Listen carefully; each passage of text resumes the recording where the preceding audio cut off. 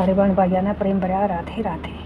ओम नमः शिवाय, ओम शनिश्चराय नमः। तो ये मैं शनिवार की कथा सुनाऊंगी जो विक्रमादित्य के साथ हुआ था। और विक्रमादित्य ने शनिदेव से कहा था कि जो मेरे साथ किया आप और किसी के साथ नहीं करना, मैं प्रार्थना करता हूँ। तो शनिदेव ने उसकी प्रार्थना कर ली थी और कहा था शनिदेव ने जो मेरी इस कहानी को पढ़ेगा, सुनेगा और सुनाएगा और चींटियों को आटा डालेगा तो मैं उस पर कभी उसको कष्ट नहीं दूंगा। तो आइए सुनते हैं, पढ़ते हैं कथा। एक बार सूर्य, चंद्रमा, मंगल, बुध, शनिवार, शुक्र, शनि, राहु और केतु इन 9 ग्रहों में आपस में विवाद हो गया। हम सब में सबसे बड़ा कौन है? सब अपने आप को बड़ा कहते हैं। जब आपस में कोई निश्चय नहीं हुआ तो सब के सब आपस में झगड़ते हुए इंद्रदेव के पास गए और कहने लगे, आप सब देवताओं के राजा हो, इसलिए आप हमारा न्याय करिए। बताओ हम 9 ग्रह में सबसे बड़ा कौन है? राजा इंद्र इनका प्रश्न सुनकर घबरा गए और कहने लगे, मुझ में तो सामर्थ्य नहीं है जो किसी को मैं बड़ा या छोटा बताऊं। मैं अपने मुख से किसी को कुछ नहीं कह सकता। हाँ, मेरे पास एक उपाय है। एक पृथ्वी पर राजा विक्रमादित्य सबसे अच्छा और सटीक न्याय करने वाला है, इसलिए तुम सब उसके पास जाओ, वह सही निर्णय कर देंगे। इंद्र के ये वचन सुनकर सभी ग्रह देवता सही निर्णय कर देंगे ये सोचकर भूलोक में राजा विक्रमादित्य के पास सभा में आकर बैठ गए और अपना प्रश्न राजा के सामने रखा। राजा विक्रमादित्य ने उनकी बात सुनकर बड़ी चिंता हुई और सोचा कि मैं अपने मुख से किसको बड़ा और किसको छोटा बताऊं। जिसको छोटा बताऊंगा वह क्रोध करेगा। उनका झगड़ा निपटाने के लिए राजा ने एक उपाय सोचा। उन्होंने सोने, चांदी, कांसा, पित्तल, शीशा, रंगा, जस्ता, अभ्रक और लोहा 9 धातुओं के 9 आसन बनवाए। सब आसनों को क्रम अनुसार बिछा दिया, जैसे सोना सबसे आगे और लोहा सबसे पीछे। इसके पश्चात राजा ने सभी ग्रहों से कहा, सब अपने अपने आसन पर बैठिए।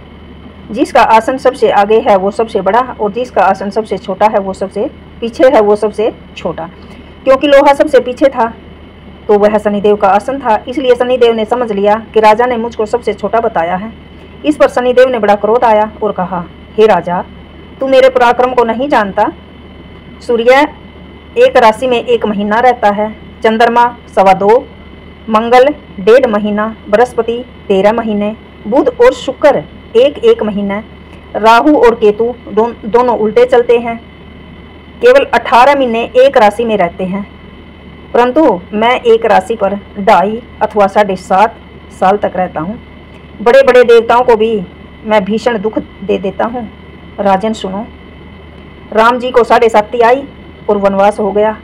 रावण पर आई तो राम और लक्ष्मण ने लंका पर चढ़ाई कर दी। रावण के कुल का नाश हो गया। राजा तुम सावधान रहना। राजा ने कहा, जो कुछ भाग्य में है देखा जाएगा। उसके बाद अन्य ग्रह तो प्रसन्नता के साथ चले गए, परंतु शनिदेव तो वहां से बड़े ही क्रोधित थे। क्रोध में होकर वहां से सिधारे। कुछ समय व्यतीत होने पर राजा को 7.5 की दशा आई। शनि देव घोड़ों के सौदागर बनकर अनेक सुंदर घोड़ों सहित राजा की राजधानी में आए। जब राजा ने सौदागर के आने की खबर सुनी तो उसने अपने अश्वपालों को अच्छे अच्छे घोड़े खरीदने की आज्ञा दी। अश्वपाल ऐसी अच्छी नस्ल के घोड़े देखकर उनका मूल्य सुनकर चकित रह गए। तुरंत ही राजा को खबर दी। राजा उन घोड़ों को देखकर एक अच्छा सा घोड़ा चुनकर उस पर सवारी करने के लिए चढ़ गया। राजा ने घोड़े की पीठ पर चढ़ते ही घोड़ा जोर से भागा। घोड़ा बहुत दूर तक एक बड़े जंगल में जाकर और राजा को छोड़कर अदृश्य हो गया। इसके बाद राजा अकेला जंगल में भटकता फिरा। कुछ देर पश्चात राजा ने भूख और प्यास से दुखी होकर भटकते भटकते एक ग्वाले को देखा। ग्वाले ने राजा को प्यास से व्याकुल देखकर पानी पिलाया। राजा की उंगली में एक अंगूठी थी, वह उसने निकालकर प्रसन्नता से ग्वाले को दे दी और शहर की ओर चल पड़ा। राजा शहर में पहुंचकर एक सेठ की दुकान पर जाकर बैठ गया। राजा ने अपने आप को उज्जैन का रहने वाला तथा अपना नाम विक्रम बताया। सेठ ने उसको एक कुलीन मनुष्य समझकर जल आदि पिलाया। भाग्यवंश उस दिन सेठ की दुकान पर बिक्री भी बहुत अधिक हुई। तब सेठ उसको भाग्यवान पुरुष मानकर भोजन कराने के लिए अपने घर ले गया। भोजन करते समय राजा ने एक आश्चर्य की बात देखी। एक खूंटी पर हार लटक रहा था, वह खूंटी हार निकल गई। भोजन के पश्चात कमरे में आने पर जब सेठ ने कमरे में हार न देखा तो सबने निश्चय किया कि इसके सिवाय कमरे में कोई नहीं था और हार तो इसने ही चुराया है। चोरी का इल्जाम लगा दिया, परंतु विक्रम ने हार नहीं चुराया था। उसने बार बार मना भी किया। 5-7 आदमी इकट्ठे होकर उसको फौजदार के पास ले गए। फौजदार ने उसको राजा के सामने उपस्थित कर दिया। कहा, यह आदमी भला प्रतीत होता था, चोर नहीं, परंतु सेठ का कहना है कि इसके सिवाय कोई और नहीं आया, अवश्य ही इसने चोरी की है। तब राजा ने आज्ञा दी कि इसके हाथ पर काट कर चौरंगिया बना दो, इसके हाथों और पैर को काटकर बिना अंग का बना दो, इसके चारों काट दो, चौरंगिया बना दो। राजा की आज्ञा का तुरंत पालन किया गया। विक्रम के हाथ पैर कट गए। अब जब राजा विक्रमादित्य अपाहिज होकर दर दर की ठोकरें खाने लगा, तब कुछ समय बीतने पर एक तेली उसको अपने घर ले आया, कोल्हू पर बिठा दिया। विक्रम उस पर बैठा हुआ अपनी आवाज में बैल हाँकता रहता। कुछ वर्षों में शनि की दशा समाप्त हो गई और एक रात को वर्षा ऋतु में एक दिन विक्रमादित्य मल्हार राग गाने लगा। उसका गाना सुनकर उस शहर के राजा की कन्या उस राग पर मोहित हो गई और दासी को खबर लाने के लिए भेज दिया, शहर में कौन गा रहा है। दासी ने देखा कि तेली के घर एक चौरंगिया मल्हार राग गा रहा है। दासी ने महल में आकर राजकुमारी को सारा वृत्तांत सुनाया, सारी बातें बताई। उस क्षण राजकुमारी ने अपने मन में प्रण कर लिया, चाहे कुछ भी हो जाए, मैं इस चौरंगिया के साथ विवाह करूंगी। प्रातःकाल होते ही दासी ने राजकुमारी को जगाया तो राजकुमारी अनशन व्रत लेकर पड़ी रही। तब दासी ने रानी के पास जाकर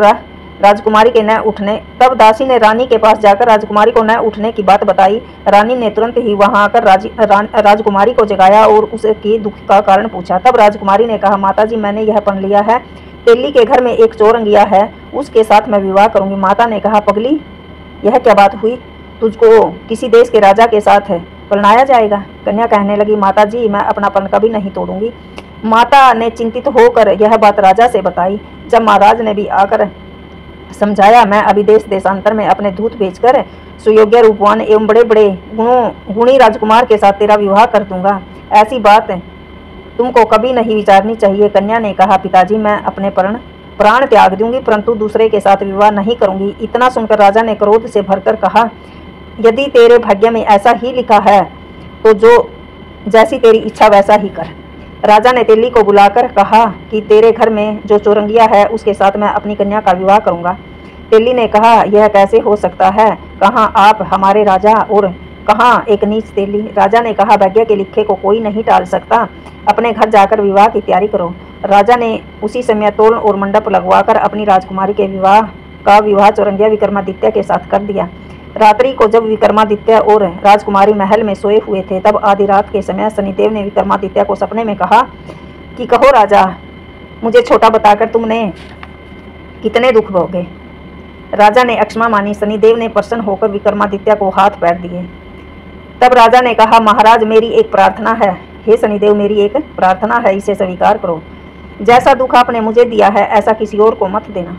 शनिदेव ने कहा, तुम्हारी यह प्रार्थना स्वीकार है। जो मनुष्य मेरी इस कथा को कहेगा, सुनेगा, पढ़ेगा, उसको मेरी दशा में कभी किसी प्रकार का दुख नहीं होगा।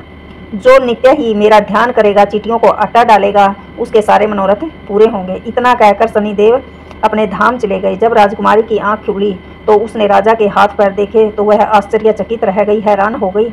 राजा ने अपनी पत्नी से अपना समस्त हाल बताया कि मैं उज्जैन का राजा विक्रमादित्य हूँ। यह बात सुनकर राजकुमारी अत्यंत प्रसन्न हुई। प्रातःकाल होते ही राजकुमारी से उसकी सखियों ने पूछा। उसने अपने पति का समस्त वृत्तांत कह सुनाया। तब सब ने प्रसन्नता प्रकट की, सब खुश हुए और कहा, ईश्वर ने आपकी मनोरथ पूर्ण कर दे। जब उस सेठ ने यह बात सुनी तो विक्रमादित्य के पास आया और उसके पैरों में गिरकर क्षमा मांगने लगा। आप पर मैंने चोरी का इल्जाम लगाया, दोष लगाया, इसलिए आप मुझको चाहे जो दंड दे सकते हो। राजा ने कहा, मुझ पर तो शनिदेव का प्रकोप था, इस कारण यह सब दुख मुझको प्राप्त हुआ।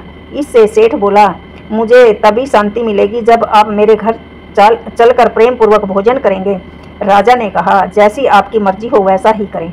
सेठ ने अपने घर जाकर अनेक प्रकार के सुंदर भोजन बनवाए और राजा विक्रमादित्य को प्रतिभोज दिया, भोजन कराया। जिस समय राजा भोजन कर रहे थे, एक अत्यंत आश्चर्य की बात सबको दिखाई दी। जो खुट्टी पहले हार निगल गई थी वह हार अब उगल रही है।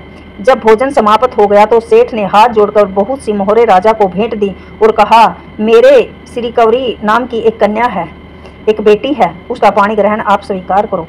इस बात पर सेठ ने अपनी कन्या का विवाह राजा विक्रमादित्य के साथ कर दिया। बहुत सारा दान दहेज देकर इस प्रकार कुछ दिनों तक वहां निवास करने के पश्चात विक्रमादित्य ने राजा के शहर से कहा, अब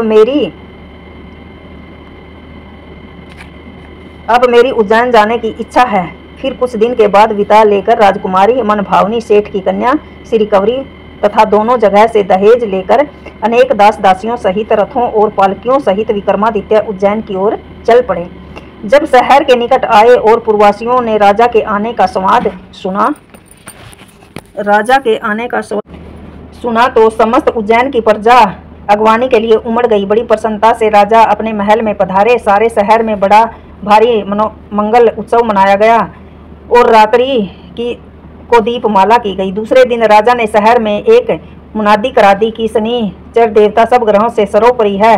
मैंने इसको छोटा बताया था, इसी से मुझको भीषण दुख प्राप्त हुआ। इस कारण सारे शहर में सदा शनिदेव की पूजा और कथा होने लगी। प्रजा अनेक प्रकार के सुख भोगती हुई। जो कोई इस व्रत की कथा को पढ़ता है, सुनता है, शनिदेव की कृपा से उसके सारे दुख दूर हो जाते हैं। शनिदेव की कथा को व्रत के दिन अवश्य पढ़ना चाहिए। बोलो शनिदेव भगवान की जय। ओम शनिश्चराय नमः। तो चीटियों का आटा तो बेबे जरूर डाला करो, सुबह डालो, शाम डालो, जिस टाइम भी तुमने टाइम लगा उसी टाइम अवश्य डाला करो। ये तो बहुत बड़ा कर्म धर्म है। कुत्ते न रोटी, चीटियों न आटा, पक्षियों न पानी, ये 3 तो बहुत अच्छे कार्य हैं। तो मेरी सारी वाणा ने अवश्य करने चाहिए। राधे राधे। ओम शम शनिश्चराय नमः।